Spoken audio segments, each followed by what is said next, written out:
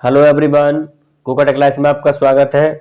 तो दोस्तों, जो हमारी सीटेट 2023 परीक्षा जो होगी वो मई 20 से उसके 20 मई से फॉर्म पढ़ने स्टार्ट हो जाएंगे और नोटिफिकेशन आ गया है। तो जो हमारा सीटेट का जो सिलेबस है वो उसमें थोड़ा बदलाव किया गया है और जो हमें सीडीपी में पढ़ना है, तो आज की वीडियो में हम आपको बताएंगे सिलेबस क्या क्या है सीटेट का और हमें पढ़ना क्या क्या है, कौन कौन से सिद्धांत हैं, कौन कौन से डॉक्यूमेंट्स पढ़ने हैं और कौन कौन से हमें टॉपिक पढ़ने हैं, वो हम आज की वीडियो में डिस्कस करेंगे। तो देखिए दोस्तों, हमारा जो टारगेट रहेगा वो 30 में 30 रहेगा और चाहे वो यूपी टेट हो चाहे सी टेट हो, हमारा जो टारगेट है वो 30 में 30 रहेगा। और जो हमें पढ़ना है, देखो हमें पढ़ना क्या क्या है, ये हमारे कुछ मनोवैज्ञानिक हैं। तो जैसे जीन पियाजे साहब हो गए, जीन पियाजे और आपका लॉरेंस कोहलबर्ग हो गए, ये हमें पढ़ने हैं। और लेव वाइगोस्की हो गए, नोम चॉम्स्की और ब्लूम टैक्सोनॉमी, ये हमारे मनोवैज्ञानिक हैं।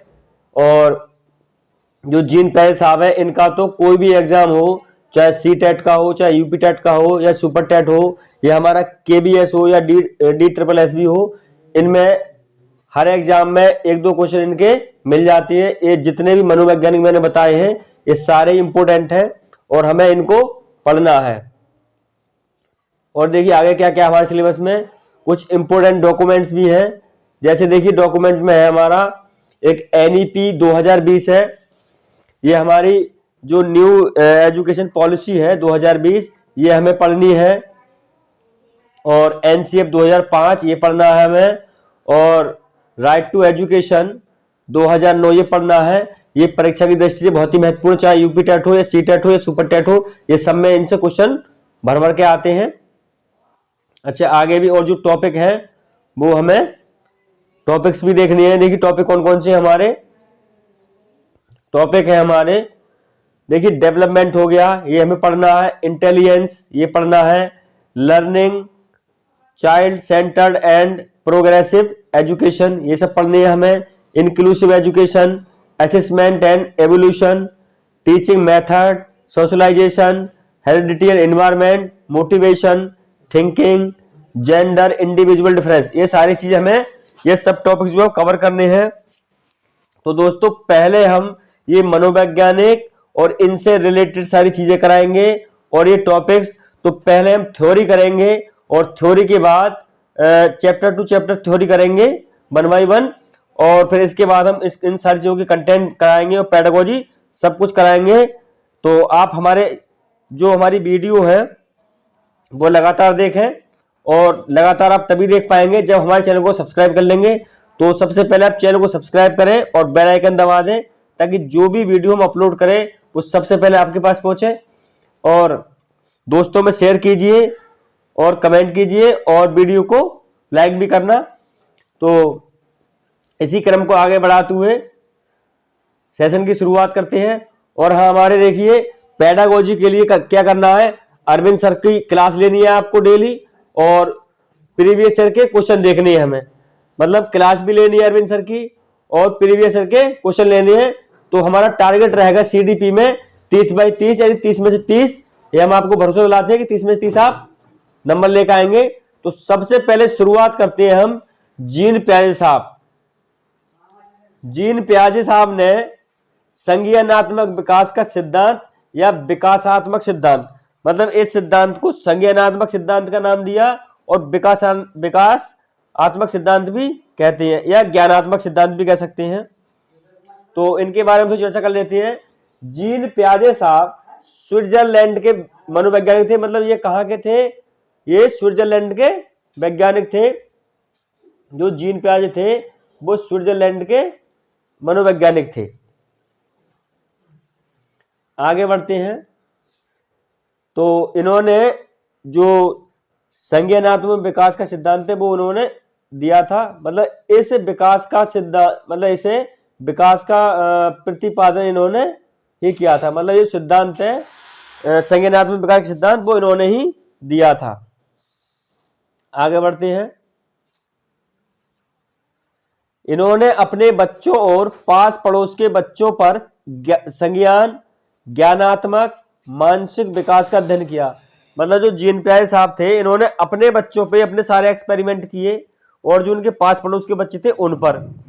तो इनका जो सिद्धांत है वो हमारा संज्ञानात्मक सिद्धांत भी कह सकते हैं, ज्ञानात्मक भी कह सकते हैं, और मानसिक विकास का अध्ययन इन्होंने किया। किस पर किया? अपने बच्चों पर और अपने पड़ोस के बच्चों पर इन्होंने ये किया था। ये इनके बच्चे ये हो गए और अपने बच्चे हो गए, ये वाले ये अपने और आस पड़ोस के बच्चों पर इन्होंने किया था। अच्छा, इस सिद्धांत को विकासात्मक सिद्धांत और अवस्था का सिद्धांत भी कहा जाता है। मतलब इसे हम विकासात्मक सिद्धांत या अवस्था का सिद्धांत भी कहते हैं। आगे बढ़ते हैं। पियाजे का मानना है कि जैसे जैसे बच्चों में जैविक परिपक्वता यानी बायोलॉजिकल मैच्योरेशन आती है, वैसे वैसे वह वस्तुओं के बारे में अपने दिमाग में कॉन्सेप्ट बना लेते हैं। मतलब यह है, पियाजे साहब ये मानते थे कि जब बच्चों में जैविक परिपक्वता आती है, मतलब बायोलॉजिकल मैच्योरेशन आती है, तो बच्चा अपने दिमाग में उनकी छाप बना लेता है, कॉन्सेप्ट बना लेता है। जब बच्चे में बायोलॉजिकल मैच्योरेशन आती है तब। तो इसकी डेफिनेशन देखते हैं जो पियाजे साहब ने दी है, मतलब जीन पियाजे ने जो परिभाषा दी है उसको देखते हैं। उन्होंने कहा था कि बच्चे सक्रिय ज्ञान निर्माता तथा नन्हे वैज्ञानिक हैं जो संसार के बारे में अपने सिद्धांतों की रचना करते हैं। इन्होंने कहा था कि जो बच्चे होते हैं वो नन्हे वैज्ञानिक होते हैं और सक्रिय ज्ञान के निर्माता होते हैं। मतलब बच्चे जो है हर काम को करने की कोशिश करते हैं और इसीलिए इन्होंने उन्हें नन्हे वैज्ञानिक कहा है।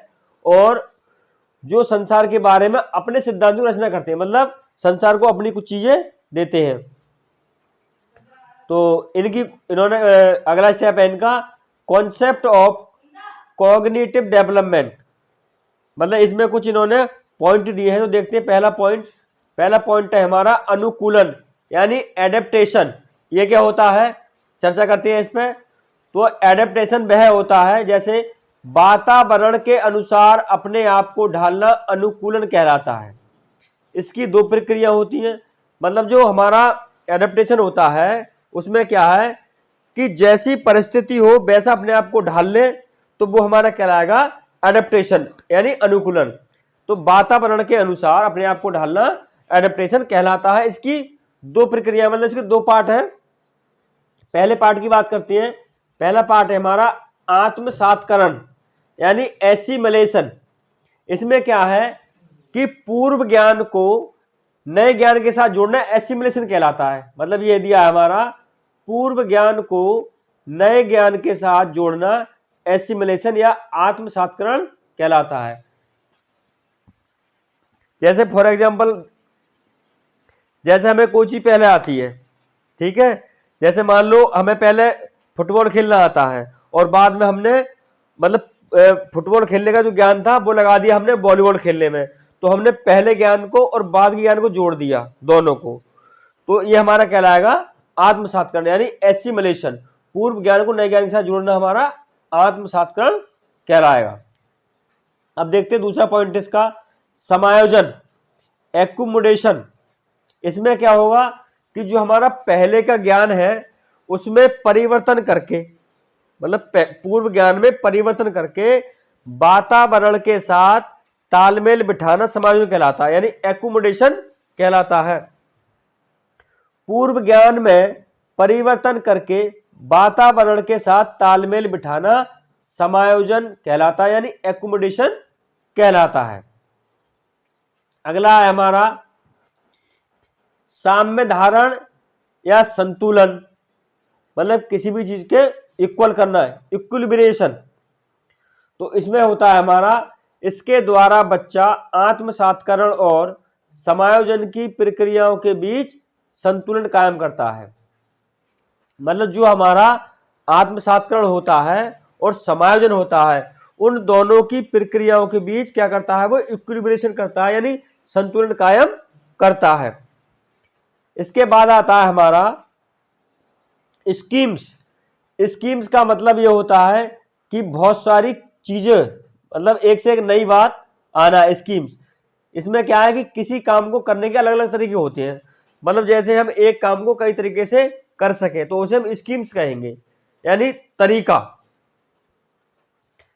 किसी काम को करने के अलग अलग तरीके होते हैं, मतलब हम कोई काम करें तो ऐसे मान सकते हैं कि एक काम को करने के विभिन्न तरीके स्कीम्स कहलाता है। फॉर एग्जाम्पल, जब बच्चे को भूख लगती है तो वह रोता है क्योंकि उसे पता है रोने से दूध मिलेगा।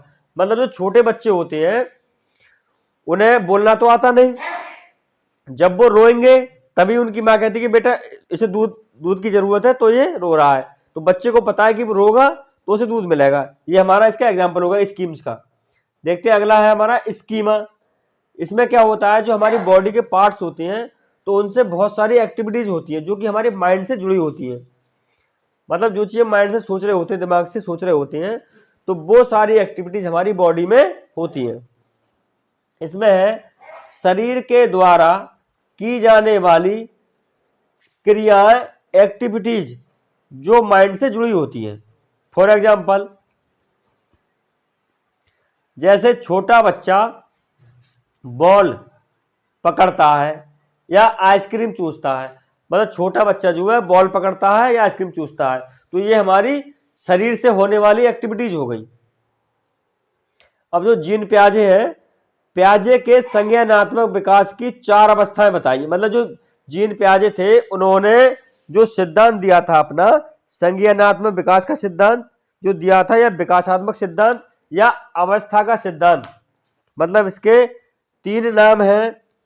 पहला है संज्ञानात्मक विकास का सिद्धांत, दूसरा है विकासात्मक सिद्धांत और अवस्था का सिद्धांत। मतलब ये इसके 3 नाम हो गए। अगर एग्जाम में इनमें से कोई सा आ जाए तो आंखें बंद करके लगा देना कि ये जीन पियाजे का सिद्धांत है। तो जो पहली स्टेज है इसकी, पहली स्टेज है हमारी संवेदी पेशी अवस्था, यानी सेंसरी मोटर स्टेज। ये 0 से 2 वर्ष तक चलती है।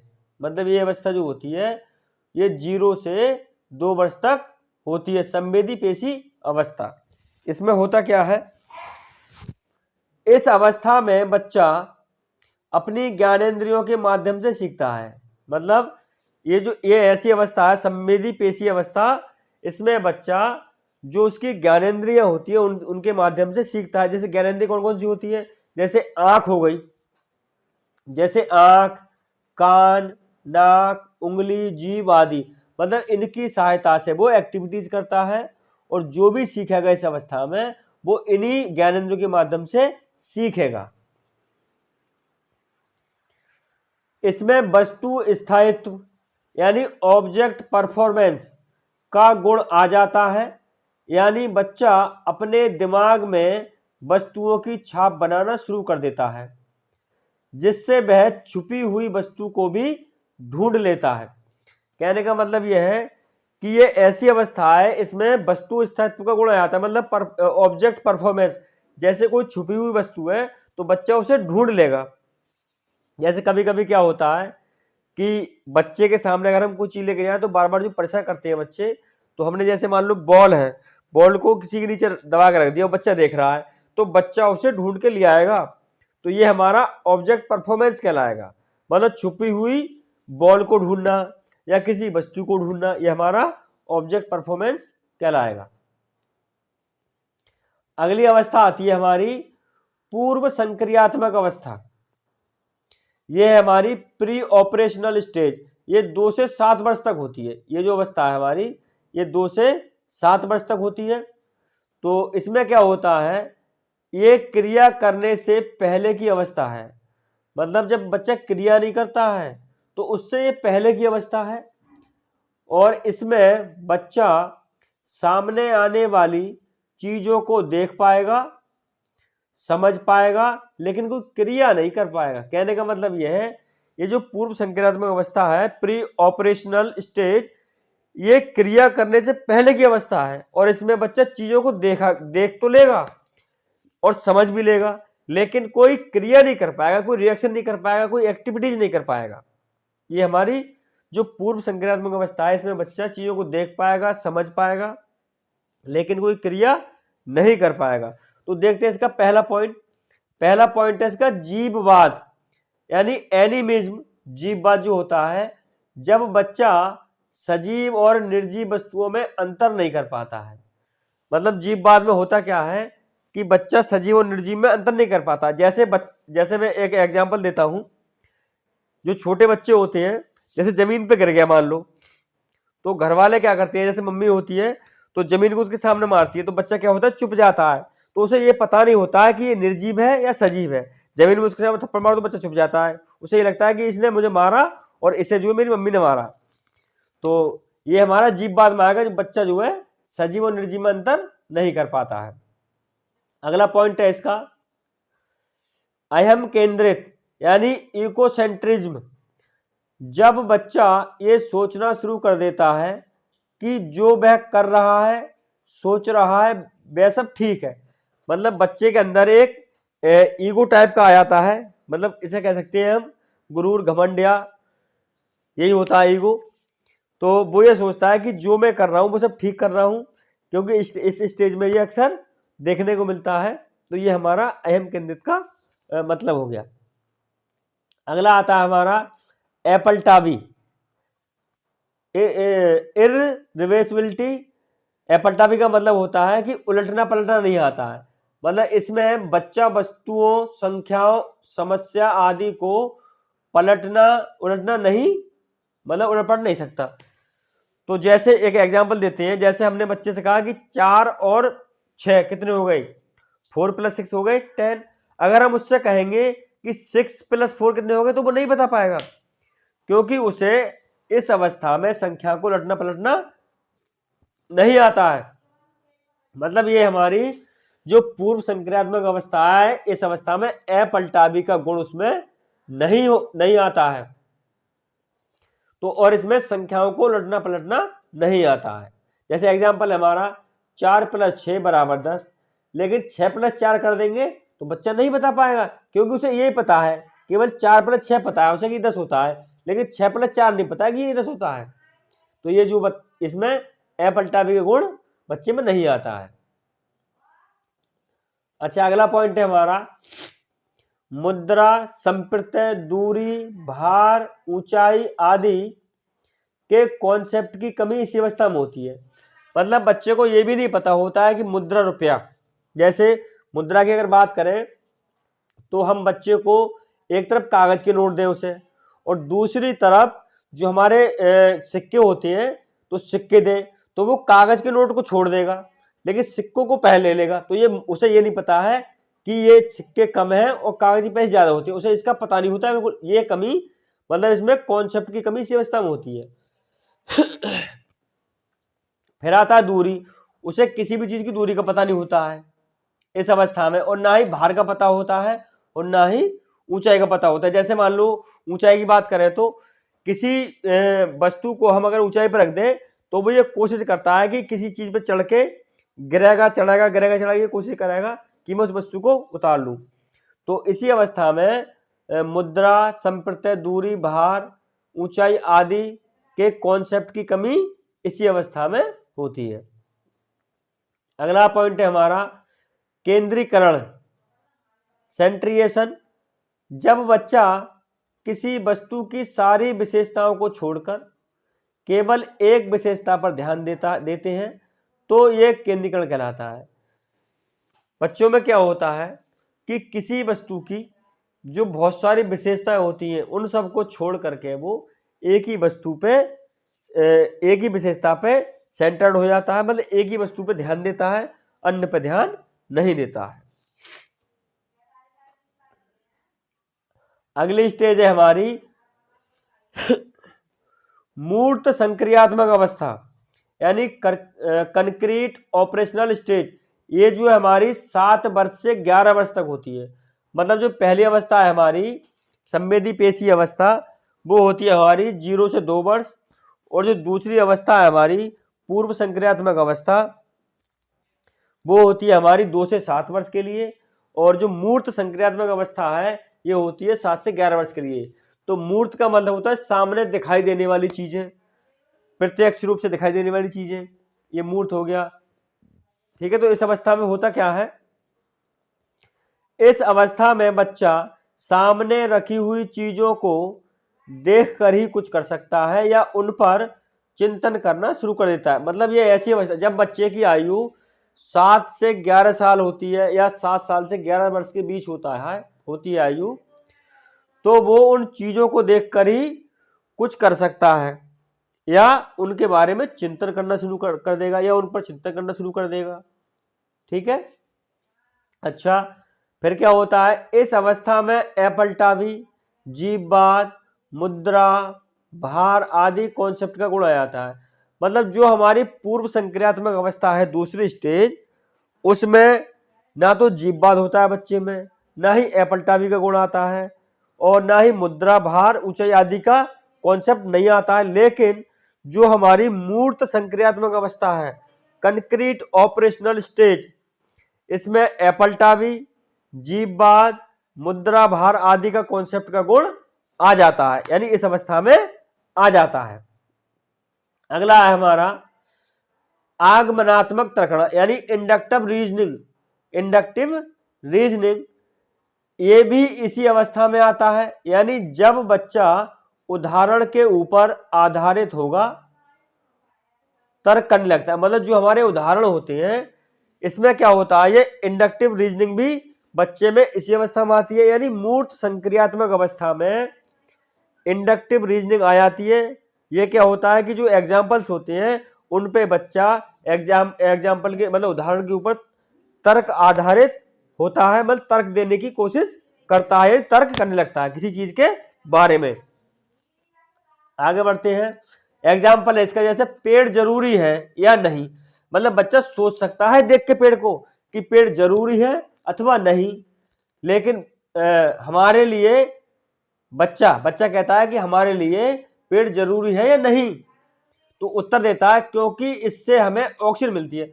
मतलब बच्चों को यह पता है इस अवस्था में कि पेड़ हमारे लिए जरूरी है क्योंकि हमें इनसे ऑक्सीजन मिलती है जिससे हम जीवित रहते हैं। मतलब पेड़ पौधे हमारे लिए बहुत जरूरी है जिनसे हमें ऑक्सीजन मिलती है और हम ऑक्सीजन के कारण ही जीवित रहते हैं।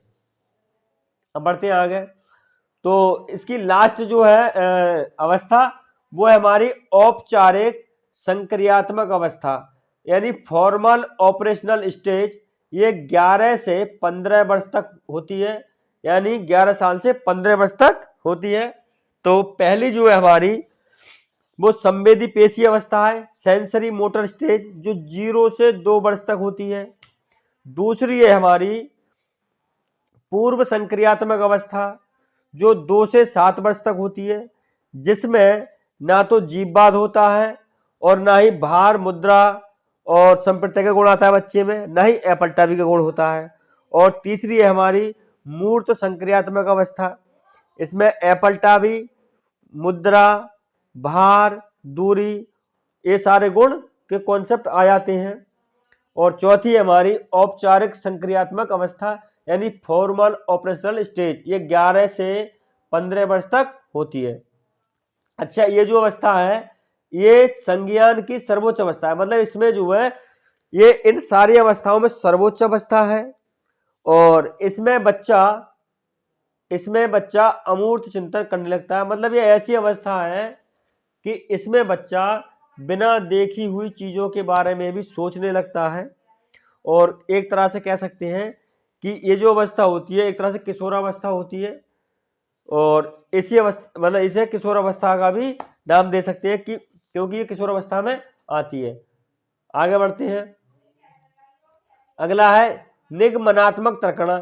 इसमें बच्चा नियमों के ऊपर तर्क करने लगता है। मतलब जो हमारे रूल रेगुलेशन नियम होते हैं उन पर बच्चा तर्क करने लगता है कि ऐसा क्यों है, ऐसा क्यों होता है या ऐसा क्यों नहीं है। इस तरह से वो नियमों के ऊपर तर्क करने लगता है। जैसे फॉर एग्जांपल, जैसे मैथ के क्वेश्चन माइंड में ही हल कर देते हैं क्योंकि उन्हें नियम पता है।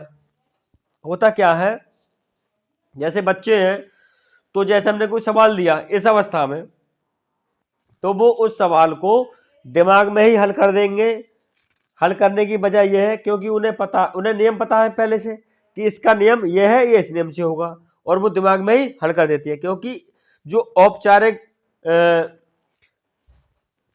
जो हमारी फॉर्मल ऑपरेशनल स्टेज है, इस अवस्था में बच्चा जो गणित के क्वेश्चन होते हैं उन्हें दिमाग में ही हल कर देते हैं क्योंकि उन्हें नियम पता होता है।